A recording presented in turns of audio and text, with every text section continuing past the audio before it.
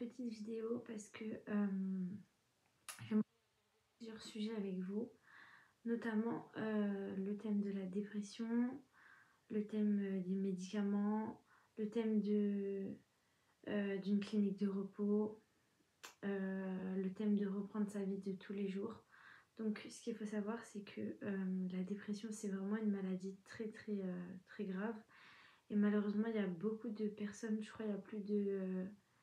j'ai pas envie de fausser les diagnostics, mais il y a plus de 1 Français sur 5 qui est atteint de dépression. Euh, la dépression, ça peut être dû à plein de choses. Ça peut être dû à une rupture, ça peut être dû à la perte d'un être proche, ça peut être dû à des regrets, ça peut être dû à des échecs, etc. Et en fait, il y a plusieurs degrés au niveau de la dépression, mais il y a des stades où vous allez arriver à un stade où vous n'allez plus pouvoir sortir de votre lit. Il y a des jours où vous allez être juste...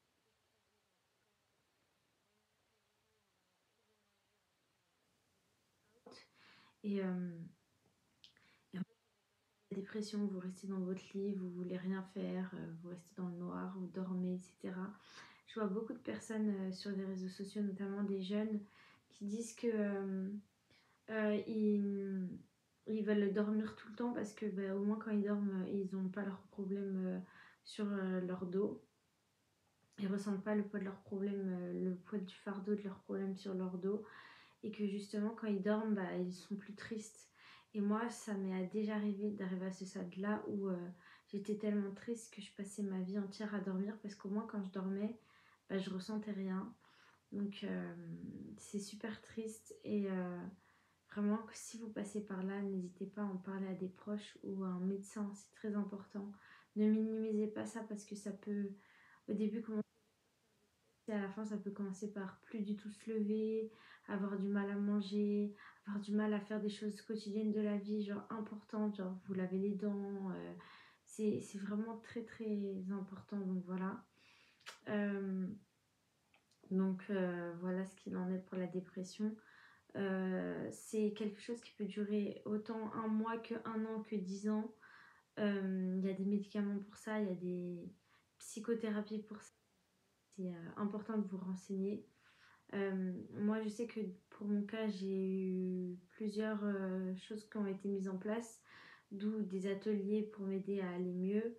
Je savais même pas que j'étais en dépression en fait. Je croyais que j'étais sortie de dépression quand j'avais perdu mon oncle et quand j'avais coupé avec mon ex qui est décédé d'ailleurs, paix à son âme. Et en fait,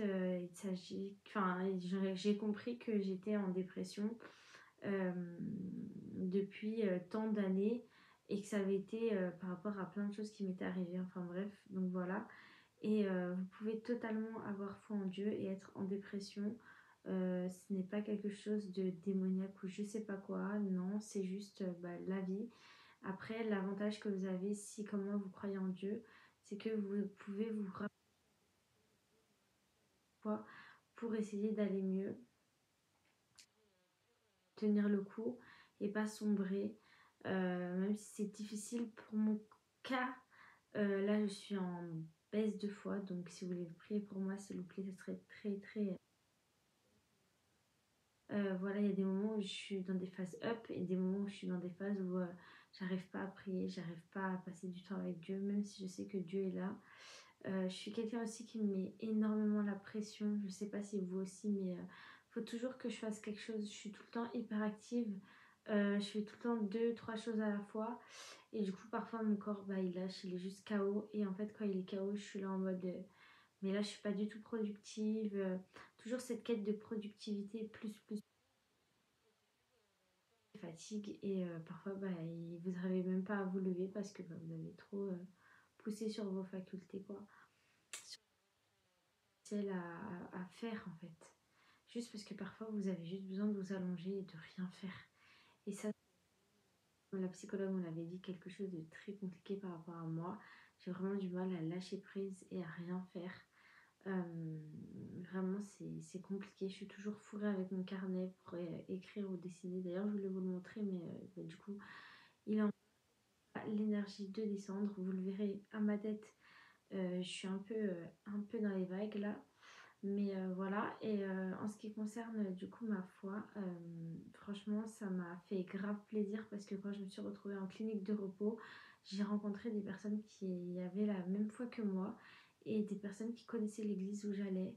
Et du coup, bah, mon église avec ces personnes-là et ça m'a fait tellement du bien.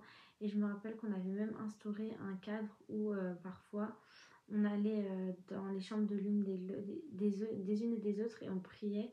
On mettait nos noms groupe et on priait en fait pour ça. Donc c'était super. Ça nous aidait à garder la foi, à rester forte. C'est vrai que depuis que je suis sortie de cette clinique, on a perdu cette petite chose, etc. Mais je sais que c'est que pour un temps et que ça va se remettre d'emblée.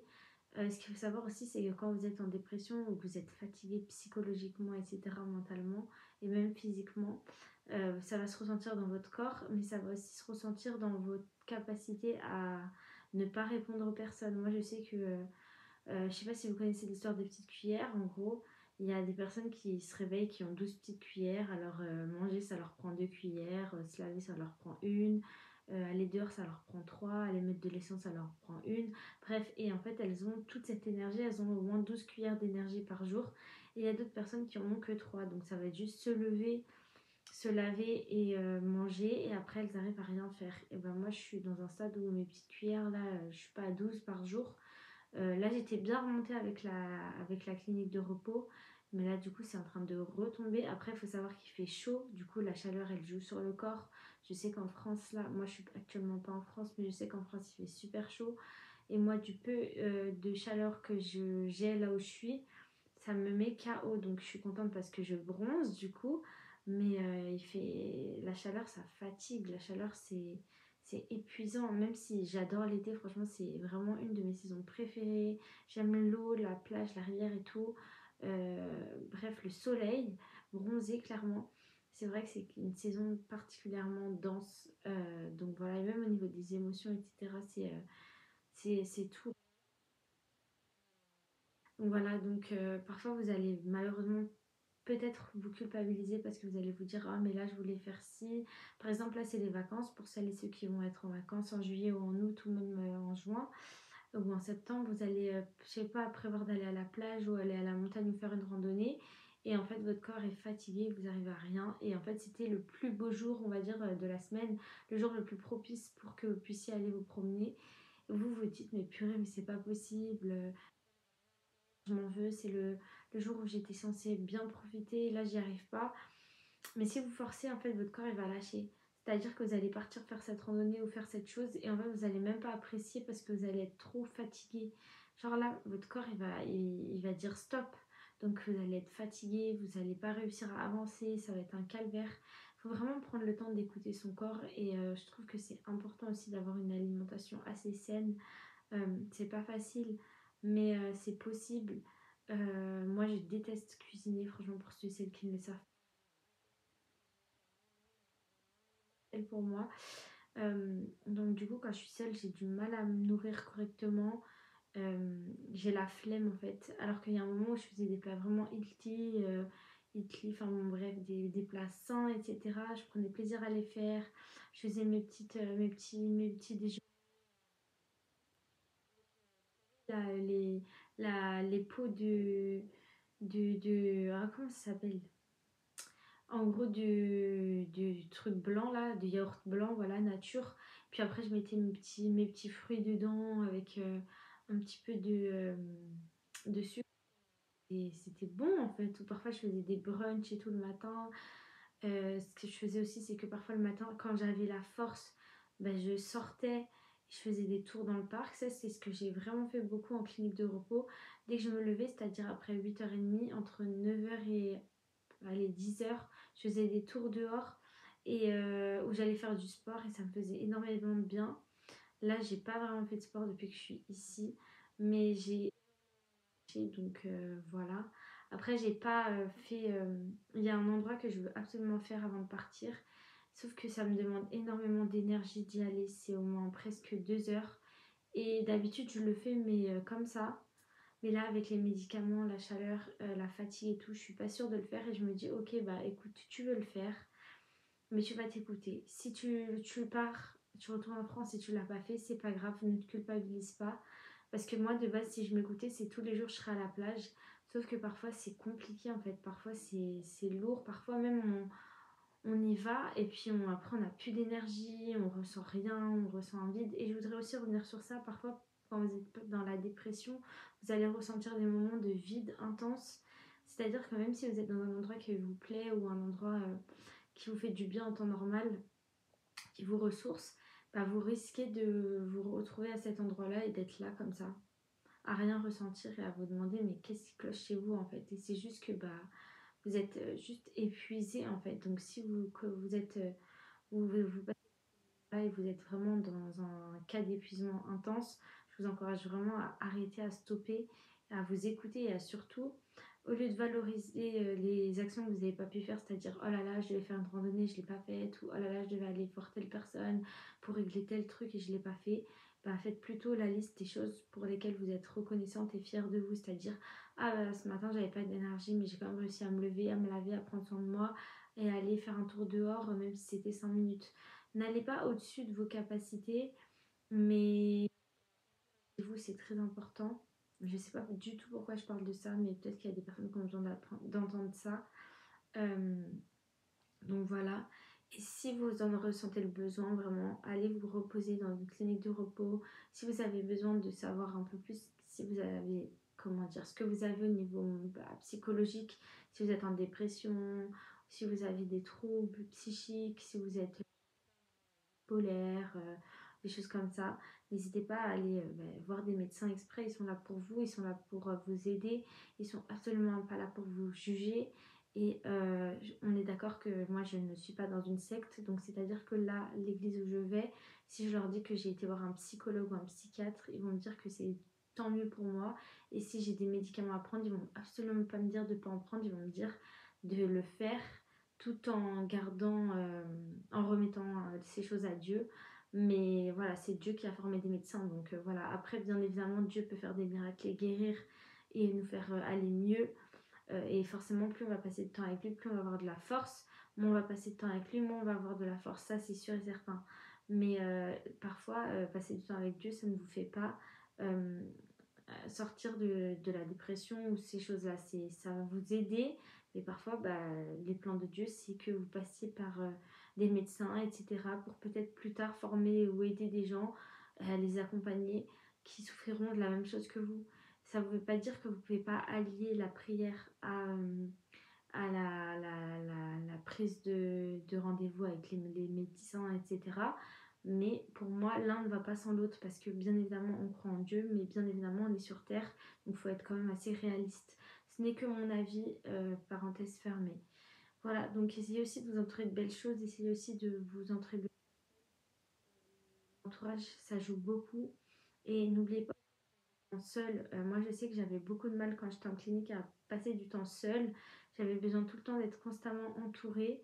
Et en fait, les médecins me disaient, mais Maëva, t'as besoin de prendre du temps seul, en fait, t'as besoin de te retrouver avec toi-même. Et c'est quelque chose qui était dur pour moi à accepter. Mais quand je l'intégrais, ça me faisait du bien, en fait. Parce que quand on se retrouve seul avec soi-même, bah, on est face à nos silences, on est face à nos incertitudes, on est face à nos échecs, on est face à nos, à nos objectifs, on est face à plein de choses et parfois ça fait super peur.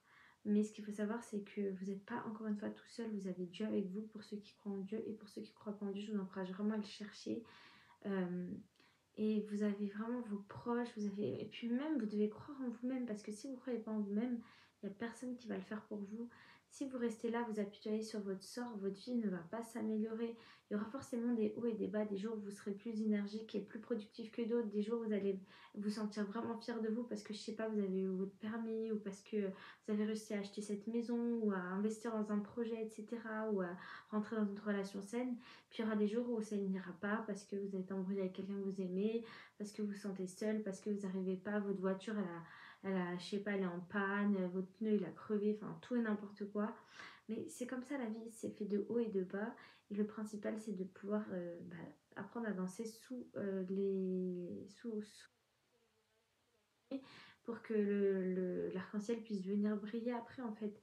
C'est la capacité à voir le vide à moitié plein plutôt qu'à moitié vide en fait. C'est vraiment très très important votre manière de penser. Regardez aussi du contenu de qualité. Je vous encourage à, au lieu de scroller et d'être sur des trucs dépressifs, si vous êtes en dépression ou des choses un peu tristes, bah, allez dans des vidéos qui sont optimistes, qui vous forment à être des meilleures versions de vous-même. Comme ça va changer votre algorithme et votre algorithme il sera positif. Plus vous allez aussi passer du temps avec Dieu, plus dans votre base de recherche, il y aura des vidéos sur Dieu, etc. C'est totalement logique. Donc voilà, c'est un peu tout ce que je voulais vous dire, pardon. Je voudrais terminer par une prière, si vous voulez bien. Donc je prie, Seigneur, à qui tu veux semer une graine d'espoir dans leur cœur, qu'elles puissent se dire qu'elles ne sont pas toutes seules à vivre des choses compliquées, qu'il y a des personnes autour d'elles qui vivent exactement la même chose et qu'elles ont le droit de ressentir ce qu'elles ressentent, mais qu'il faut aussi qu'elles apprennent à s'approcher de toi pour te déposer toutes leurs inquiétudes. Je te remercie parce que je sais que tu vas agir et que tu as déjà agi dans nos vies, pardon. Et je te remercie parce que tu sors cette mentalité de mensonge qui nous fait croire qu'on n'a pas le droit en tant que croyant, quelle que soit la religion, d'aller vers des médecins ou de prendre des médicaments, bien que ce soit dangereux et qu'on ne veut pas devenir addict à ces médicaments parce que voilà, on croit que tu es capable de nous aider à nous en libérer. Il y a des moments où dans notre vie on en aura besoin pour un certain temps et après tu prendras le relais et tu nous diras d'arrêter ou tu nous donneras la force d'arrêter ou tu permettras qu'on puisse arrêter avec la validation et l'accord des médecins. En attendant, voilà, vraiment garde-nous, protège-nous et aide-nous Seigneur à faire ta volonté dans nos vies et à surtout prendre soin de notre corps, de notre âme et de notre esprit et de nous octroyer des moments de repos sans avoir cette culpabilité constante qui vient de dire qu'on est des bons à rien. Au nom de Jésus, j'ai prié. Amen. Je vous ai tout dit, 17 minutes et en plus là mes yeux sont en train de se fermer, je sais pas si vous voyez de plus en plus. Comme tout à l'heure j'étais en train de regarder une vidéo YouTube et j'étais là en mode waouh mais c'est trop bien filmé, elle est trop belle, ce qu'elle dit c'est trop intéressant, elle a un micro, c'est trop bien. J'étais en train de me comparer et je me suis dit mais Maëva t'as pas besoin de faire comme tout le monde, t'as juste besoin d'être toi, de faire les choses à ta manière en fait. Et voilà, c'est pas... t'as le droit d'admirer quelqu'un, t'as le droit de te comparer, etc. Mais ça sert à rien de vouloir copier. Sois juste authentique. Ça aussi, je sais pas pourquoi je viens sur ce sujet-là, mais t'as pas besoin de copier les gens pour exister en fait. Sois toi-même et ça payera. Moi, il y a une personne qui m'a dit hier que mes vidéos l'encourageaient beaucoup par rapport à mes témoignages. Bah, Christopher, si tu passes par là. Et ça m'a fait énormément de bien parce que j'avais l'impression que mes vidéos, elles partaient dans tous les sens. Et j'avais eu des retours de personnes qui me disaient que mes vidéos partaient dans tous les sens. Et je le sais moi-même que mes vidéos partent dans tous les sens. Limite, j'ai déjà entendu, mais ça, c'était pas la part de mes copines, mais d'un avis extérieur, que mes vidéos servaient littéralement à rien. Et du coup, j'étais à deux doigts de supprimer ma chaîne YouTube, mais je me suis dit non, enfin, c'est ce que j'aime faire. Peut-être que je suis pas la mieux coiffée, j'ai pas l'éclairage le meilleur au monde et que j'ai pas le décor parfait et l'intonation de voix parfaite et les mimiques parfaites, mais au moins en fait je suis moi-même et ce que je dis ça me ressemble et puis le jour où ça sera la fin, ça sera la fin en fait. Donc voilà, écoutez-vous et ne vous comparez pas aux autres. Si vous vous comparez aux autres, c'est simplement pour devenir la meilleure version de vous-même et prendre des astuces et des conseils de la part des autres pour évoluer. Mais sinon, voilà, ne vous comparez pas dans le style oh là là, moi ma vidéo elle est complètement nulle comparée à cette personne, moi je suis jamais apprêtée quand je fais des vidéos. Laissez-vous le temps, ça viendra. Peut-être que là aujourd'hui vous me voyez en chinon et que dans un an ou deux ou trois, 4 ans, je serai sur des plateaux, je serai bien apprêtée et j'aurai beaucoup plus d'énergie et je vous parlerai de quand j'étais en dépression et comment Dieu m'a aidé à en sortir tout en m'appuyant sur l'aide des médecins. C'est voilà, donc gardez espoir les amis et surtout il y a des sites de parole, il y a des groupes de parole, il y a plein d'applications qui peuvent vous aider. Moi j'ai des applications qui m'aident pour réguler mes humeurs, donc chaque jour je vais sur l'application, je mets mes humeurs. Il y a aussi des cahiers où vous pouvez noter vos journaling, où vous pouvez noter vos humeurs, vous pouvez noter vos listes de gratitude. Je vous invite vraiment à faire ça et à écrire tous les jours, c'est super important, que ce soit dans vos notes de téléphone ou que ce soit sur votre tablette ou que ce soit sur votre ordinateur ou sur un papier. C'est très très important parce que ça vous aide à voir l'évolution en fait. Et si vous voyez des professionnels aussi, ça va les aider à eux comprendre votre... pourquoi par exemple le 10 juin vous étiez heureuse, pourquoi le 12 vous étiez triste, pourquoi le 13 vous étiez bancal. En fait, tout ça, ça va les aider eux et ça va vous aider vous à mieux vous comprendre. Donc voilà, je pense que tout a été dit. Là, je dois vous laisser parce que je pense que je vais aller faire mes perles et après aller faire un tour dans la piscine. Mais en tout cas, voilà, j'espère que ça vous aura touché et je vous dis à bientôt. Soyez bénis.